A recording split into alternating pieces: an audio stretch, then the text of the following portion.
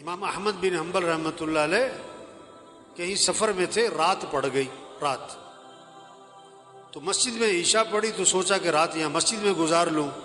مسجد والوں نے کہا بھی ہم نے مسجد بند کرنی ہے، سب باہر نکل جائیں۔ انہوں نے کہا بھی میں مسافر آدمی ہوں، رات گزارنی ہے۔ اپنا تعارف نہیں کروایا میں کون ہوں۔ انہوں نے کہا نہیں جی یہاں اجازت نہیں ہے۔ تو ایک آدمی وہ تندور پہ روٹی بناتا تھا، پکاتا تھا، تو اس نے دیکھا کہ کوئی بزرگ آدمی ہے، انہوں نے کہا آپ میرے ساتھ چلیں، میرے ساتھ رہیں آپ۔ وہ ساتھ لے گیا۔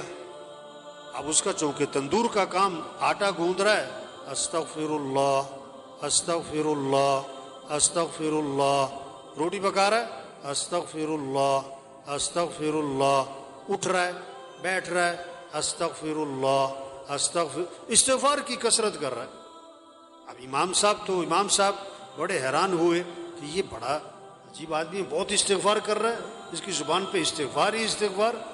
اس سے پوچھا بھائی یہ تم نے استغفار بہت کیا، کیا اس کے کیا فائدے دیکھے؟ انہوں نے کہا جی میرے بڑے مسائل تھے، جب سے میں نے استغفار کی کثرت شروع کی ہے اللہ نے میرے مسئلے حل کر دیے، اور میں جو مسئلہ آتا ہے اللہ سے مانگتا ہوں اللہ میرا مسئلہ حل کر دیتا ہے، میری دعائیں قبول ہوتی ہیں۔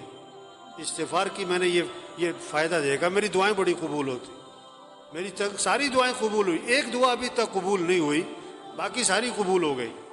وہ کون سی نہیں ہوئی بھائی؟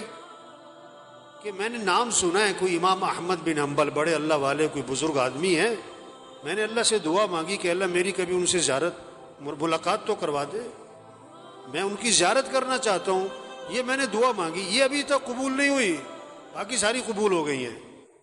امام صاحب نے کہا اللہ کے بندے تیری وہ دعا بھی قبول ہو گئی، میں جو تیرے سامنے بیٹھ رہا ہوں احمد بن حنبل ہی بیٹھا ہوں میں تیرے سامنے، اور مجھے لگتا یہ ہے یہ استغفار کی جو تیری کثرت ہے نا، یہی مجھے کھینچ کے یہاں پر لے کر آئی ہے۔ ایک صحابی